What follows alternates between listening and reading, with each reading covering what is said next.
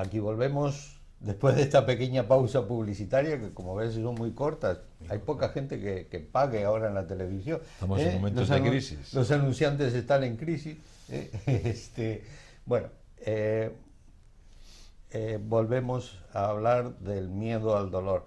Y estábamos hablando de cómo podía afectar en general la situación política y social.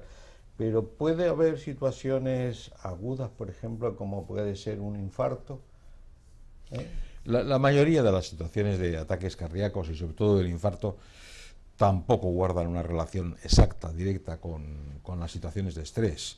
Es verdad que siempre pensamos en que le da un ataque cardíaco a ese directivo sometido a mucho estrés dirigiendo una empresa o en cargos de responsabilidad y no nos damos cuenta de que ese hombre que está seguramente descargando paquetes o trabajando en un huerto o sencillamente de empleado detrás de un mostrador sin un especial estrés es igual carne de cañón para poder sufrir un infarto de miocardio. Y no te digo nada, las mujeres también hoy están sometidas a gran estrés y sin embargo pues las mujeres hoy día están teniendo ataques cardíacos, no digo tan frecuentes como los hombres, pero muy frecuentes también. ¿Y por qué podemos tener ese infarto o ese problema en el corazón? Casi siempre hay una enfermedad que la damos menos importancia o no la concedemos tanta importancia porque tiene un nombre extraño, que es la arteriosclerosis. Con los años, poco a poco, nuestras arterias se van endureciendo. En las arterias no solamente se endurecen, sino que tienen en su interior depósitos de grasa. Muchas veces están provocados por una mala alimentación, por un sedentarismo excesivo, por tensión alta, por diabetes, etc. Pero cuando las cañerías se van haciendo más rígidas en vez de elásticas y en su interior empiezan a ponerse grumos, depósitos de grasa, cada vez se riega menos, cada vez fluye con más dificultad la sangre a través de las arterias. Entonces, eso que entendemos perfectamente de que una persona mayor tenga problemas de riego y por lo tanto se olvide de las cosas fácilmente o repita muchas veces las cosas, eso mismo ocurre a nivel de corazón. Pero claro, el corazón es un órgano que es muy muy delicado. En el momento que empieza a fallarle sangre, duele. Y si de repente ese tapón cierra en una zona de riego, automáticamente duele y duele mucho. Entonces ya se tiene un ataque cardíaco. Eso es lo que hace seguramente que hoy día la arteriosclerosis, que afecta fundamentalmente, en su inmensa mayoría, a sociedades como la nuestra, sociedades cómodas, sociedades desarrolladas en las cuales se come en exceso, se mueve uno poco y se tienen otra serie de vicios, desde el tabaco hasta un exceso de alimentación o enfermedades como la tensión, la diabetes, el colesterol, etcétera. Todo ello conduce a que se desarrolle más un infarto de miocardio, un ataque cardíaco. Yo no sé si tú notas, yo sí he notado en los últimos años, no hablamos prácticamente de la arteriosclerosis. Hace Sí. unos años, pienso que un poco influidos por la industria farmacéutica que empezó a sacar medicamentos para la arteriosclerosis, decían. Entonces, pues se hablaba y hablábamos constantemente y a casi todo le poníamos un significado con la arteriosclerosis. Sin embargo, esa arteriosclerosis sigue existiendo. Claro, porque es consustancial con el envejecimiento. De alguna forma pensamos que vamos a ser eternos y claro, no somos eternos y además tampoco sería bueno que cumpliésemos 140 años, porque estaríamos hechos una auténticas carcamales, ¿no? Bueno, los médicos trabajaríamos más. A lo mejor sí, pero los médicos jóvenes, no los médicos de 100 años. Ya. El problema es que queremos vivir más, queremos vivir mejor y queremos no tener nada. Y claro, eso es casi imposible. Es decir, queremos vivir más, bien, y de hecho se vive más. Queremos vivir mejor, bien, y de hecho se vive mejor. O sea, hoy día una persona de 70 años no tiene nada que ver con una persona de 70 años de hace 30, 40. Que ya era muy mayor. Y ya eran muy mayores, evidentemente, y una persona de 70 años está perfectamente activa. y queremos estar limpios de cualquier tipo de enfermedad. Eso ya es más complicado. Es decir, si usted vive más tiempo y usted está sometido por lógica, por desgaste del cuerpo, a tener más problemas. Los va a tener en las articulaciones, los va a tener en la memoria, los va a tener en la debilidad muscular, los va a tener en que los dientes, pues hombre, pues a lo mejor empiezan a fallar. Los va a tener en que ve menos cataratas, y que oye mal, y también en que puede tener enfermedades ya que empiezan a aparecer por un sitio u otro, bien sea en el colon con los pólipos, bien sea en una insuficiencia respiratoria o bien sea en una insuficiencia cardíaca. Uh-huh. Evidentemente el envejecimiento significa que el cuerpo van pasando los años y es como una máquina que va deteriorándose progresivamente. Pero con respecto al corazón, hay una serie de factores que le llamábamos factores de riesgo que podríamos de alguna manera contener para que el corazón funcione mejor. Sí, sin vuelta de hoja. Es decir, en sociedades en las que se pasa hambre, los ataques cardíacos son raros, porque desde luego el colesterol, que es una grasa, pues por desgracia no se suele tener, ni la diabetes, ni siquiera la tensión alta. Pero sin embargo, los tres azotes fundamentales que tiene el mundo moderno, desde el punto de vista del cardiólogo, claro, es que aparte de que la gente se mueve menos, hoy estamos sentados la inmensa mayoría del día, y cuando caminamos nos sentamos en el coche o nos sentamos en el autobús, o sea, uno no se mueve ya, ni muchísimo menos que como se movían nuestros padres o nuestros abuelos. Pero además de eso, hemos hecho una dieta fastuosa. Es decir, ya no nos limitamos a comer para alimentarnos, sino que comemos por placer. Y eso está muy bien, porque en la vida hay que disfrutarla.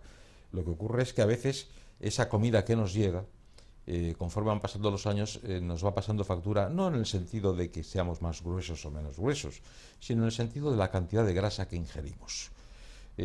Tomamos unos alimentos de una elaboración más extraña, no solamente porque sean transgénicos o porque estén con oxidantes o con antioxidantes o con colorantes, sino porque comemos muchas grasas, así de sencillo. Y luego hay dos cosas que cada vez en las personas mayores ocurren más. Una es la aparición de diabetes provocada por el agotamiento del páncreas. En el páncreas se producen la insulina del cuerpo, pero llega un momento en que esa insulina empieza a producirse en menor cuantía o el cuerpo no responde a los estímulos de la insulina, con lo cual uno desarrolla una diabetes. La diabetes y el colesterol, es decir, la consecuencia de las grasas, son absolutamente, vamos a decir la palabra, no me gusta, pero hay que decirla, casi venenosa para la sangre. Con lo cual, para la sangre y sobre todo para las paredes de las arterias que se deterioran. Es como el que tiene una cañería de agua por la cual el agua va limpia y poco a poco la cañería se va corroyendo. Pues bueno, si usted el agua que mete allí sigue siendo sucia, se va a corroer más. Y luego está la tensión alta. Por las circunstancias, muchas veces por la edad, otras veces por herencia, otras veces por exceso en toma de sal y otras veces porque no sabemos por qué, pero porque sí, las arterias se van endureciendo y al endurecerse nos aumenta la tensión. ¿Qué pasa con las arterias que no están elásticas, que están endurecidas? Que el corazón, al expulsar sangre, no expulsa sangre sobre unas arterias que se dilatan y permite que la sangre pase, sino sobre unos tubos rígidos cuya resistencia tiene que vencer. Es un esfuerzo añadido al corazón. Si a eso le añadimos el que tenga sangre de mala composición, agotamiento por la edad, envejecimiento de la arteria, pues empezamos a cuadrar el círculo. O sea que la tensión afecta al funcionamiento del corazón. Pero, ¿cómo sabemos que tenemos tensión? Porque mucha gente no sabe que es hipertensa. O, sabiendo que es hipertensa, no quiero tomar pastillas. Bueno.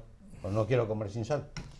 Claro, son dos cosas distintas. Normalmente la tensión suele dar síntomas, casi siempre dolor de cabeza. El dolor de cabeza, sensación de abotargamiento, mareos, pero sobre todo dolor de cabeza en la parte de atrás de la cabeza, no la jaqueca, ¿no? Pero eso suele ser quizá el síntoma más corriente de la tensión. Y es tan sencillo como tomarse la tensión. No una vez, ni dos, ni cuando se está nervioso, sino tomársela 3 o 4 veces. Si la tensión está alta, esa tensión no se cura sola. Así de claro, no se cura sola. O sea, no basta decir voy a tranquilizarme y ya verás cómo la tensión me baja. Bueno, si la tensión es nerviosa, sí te va a bajar. Pero si la tensión está provocada por el endurecimiento de las arterias, descuida que ya te puedes relajar, que tendrás tensión. Entonces, ante cualquier enfermedad, cuando uno tiene molestias de estómago, ardor de estómago, toma un antiácido. Cuando uno le duele una articulación por tipo reumático, porque se ha dado un golpe, toma aspirina o similares, ¿no? Y cuando uno empieza a tener problemas con la tensión, tiene que tomar medicamentos para la tensión. Y si no los toma, no se va a curar y la tensión irá a más. Y la tensión te puede matar, porque llega un momento en el que esa arteria a lo mejor puede romperse. Pero sobre todo, mientras eso ocurre, el que está pagando la factura es el corazón. El corazón, el riñón, otros órganos, pero el corazón especialmente. No vale con decir, yo con quitar un poquito la sal de las comidas es suficiente. Puede ser que inicialmente simplemente reduciendo la sal en las comidas baje. Incluso con perder peso también baja un poco la tensión. Pero a veces no es suficiente, hay que tomar pastillas. Pastillas para toda la vida, porque el que es hipertenso no es como el que tiene gripe, que tiene uno una infección, toma un antibiótico y se cura. O la gripe, que sin ningún tipo de antibiótico se cura al cabo de un tiempo sola, digamos, ¿no? No, el que tiene tensión, como el que tiene diabetes, no se cura nunca. Se mantendrá con pastillas. Igual que el enfermo cardiológico. En la inmensa mayoría, quien padece del corazón, cuando el corazón se avería, normalmente hay algunas enfermedades que sí, no se curan, sino que se mantienen, se corrige el defecto y hace que ese corazón empiece a funcionar mejor. Con esto no quiero yo asustar, pero sí poner las cosas como son de reales, ¿no? En la vida hay una serie de enfermedades que se curan, sobre todo las que son agresiones, una quemadura, una herida, una fractura. Hay enfermedades que nos vienen y nos van, un dolor de cabeza, un ardor de estómago, un enfriamiento, pero hay otras enfermedades que están ahí, que no nos matan, no es un cáncer que te mata en poco tiempo, pero son enfermedades que te pueden matar si no las controlas. Me dice, bueno, pero es que vivir con pastillas, bueno, mejor vivir con pastillas que no vivir menos y mal, ¿no?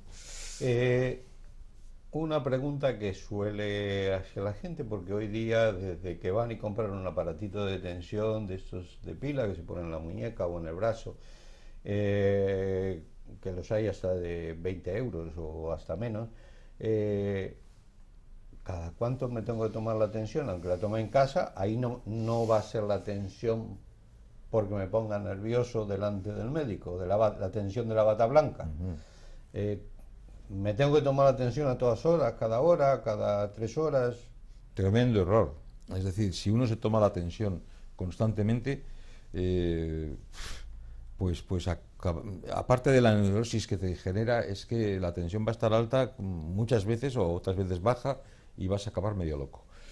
La razón de existir de esos aparatos, y creo que son aparatos de gran ayuda, es controlarse, pero controlarse con mesura. Es decir, el que tiene diabetes no se está pinchando el dedo constantemente a lo largo del día para ver cómo va el azúcar en la sangre, o el que tiene colesterol, o el que tiene un problema de riñón o de orina, se está analizando la orina varias veces al día. No es el caso.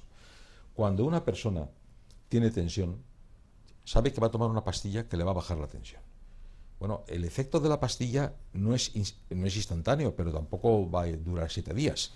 Es decir, la pastilla hay que darle tiempo a actuar, a veces días, y en ese tiempo, cuando uno inicia el tratamiento, está bien que se controle la tensión 2 o 3 veces al día, iniciado un tratamiento. Una vez que la tensión está controlada, da igual tomarse la tensión 3 veces al día, porque la tensión no es como una huella dactilar que siempre es la misma, sino que oscila a lo largo del día, sube, baja, dentro de unos límites. El problema es mantenerle dentro de esos límites. Claro, a mí me es igual tener ahora 13 de tensión y luego 11 y luego 14 y luego 10 y medio. Esa tensión está dentro de los límites normales de arreglo a mi actividad. El problema es que no tenga yo 20 de tensión. Entonces, ¿qué ocurre? Que ahí tengo que ver si la pastilla me es eficaz, si estoy cumpliendo bien el no tomar sal, haciendo ejercicio, una serie de cosas que te van a mejorar el control de la tensión.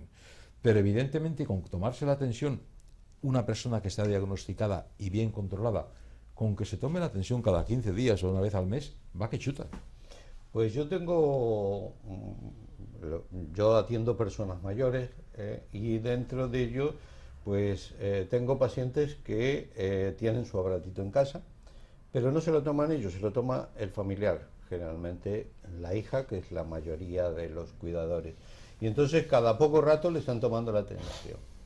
Y entonces es una obsesión, ellos mismos lo dicen, dice, es que mi familiar me está tomando la atención cada hora o cada 2 horas, dice, y nunca me da lo mismo. Claro, ¿cómo le va a dar lo mismo? No solamente le da lo mismo, sino que le está haciendo la vida imposible. Y se neurotiza el enfermo y quien le cuida, por un exceso de atención. Pasa como con muchas cosas de los factores de riesgo.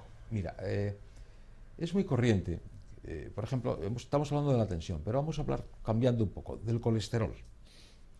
El colesterol es una grasa que está en el cuerpo. Cuando está en una cantidad en exceso, especialmente una grasa, lo que se llama el colesterol malo, estamos en peligro.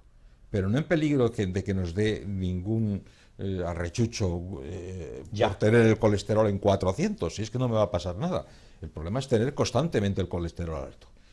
Entonces, ¿qué te ocurre? Que tú tienes una persona bien controlada con su colesterol y hablas con la mujer.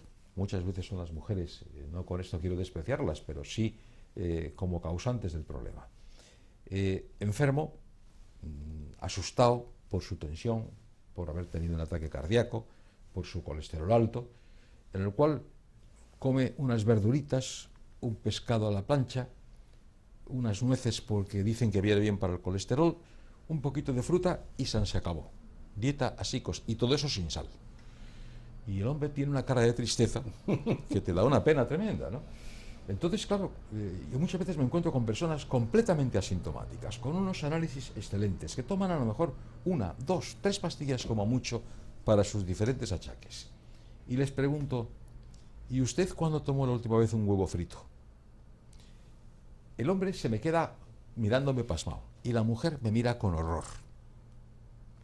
Y cuando le digo, no, ¿y por qué no toma usted un huevo frito con morcilla?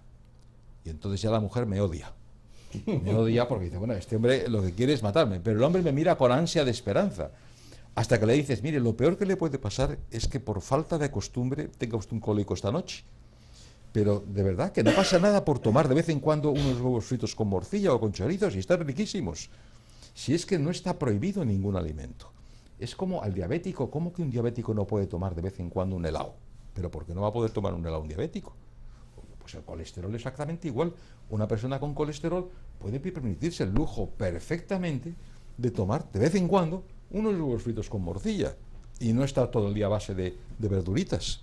¿Y tomarse una copita de vino? O una copa de vino o un café. Naturalmente que sí. Pues yo me acuerdo que, bueno, científicamente hablamos del punto J, etcétera, etcétera, pero que el punto J que si baja con 2 copas de vino, y estaba dando una conferencia parece que era en Roma, y de pronto se levanta un señor y me dice, oiga, y yo que no tomo vino, ¿qué? A mí no me va a bajar la tensión, entonces. No, eso es distinto. Eso es distinto. Pero usted me obliga a tomar vino, pues yo tendré que empezar a tomar vino. Crear la costumbre, es decir, es crear la costumbre de hábitos sanos. Y el hábito sano implica el que de vez en cuando tiene que dar al cuerpo, hay que darle una alegría. Lo que no se le puede dar al cuerpo son excesos. Pero una persona que está a dieta y está controlado por su colesterol y va a la boda de su hijo, y en la boda de su hijo no va a poder tomar ese día lo que se merece, hombre, naturalmente que sí. Y para terminar, porque se nos está acabando el tiempo, te pediría que decidieras qué medidas podemos tomar en general para tener el corazón sano.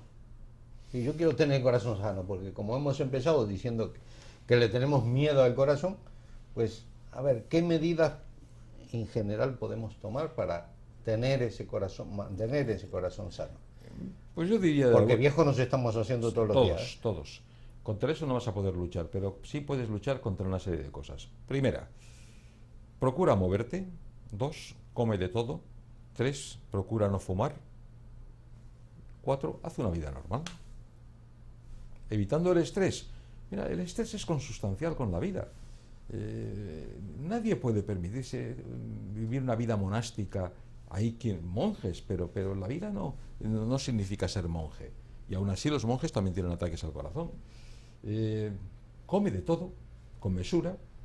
No te quites nada salvo que el médico te diga eso no.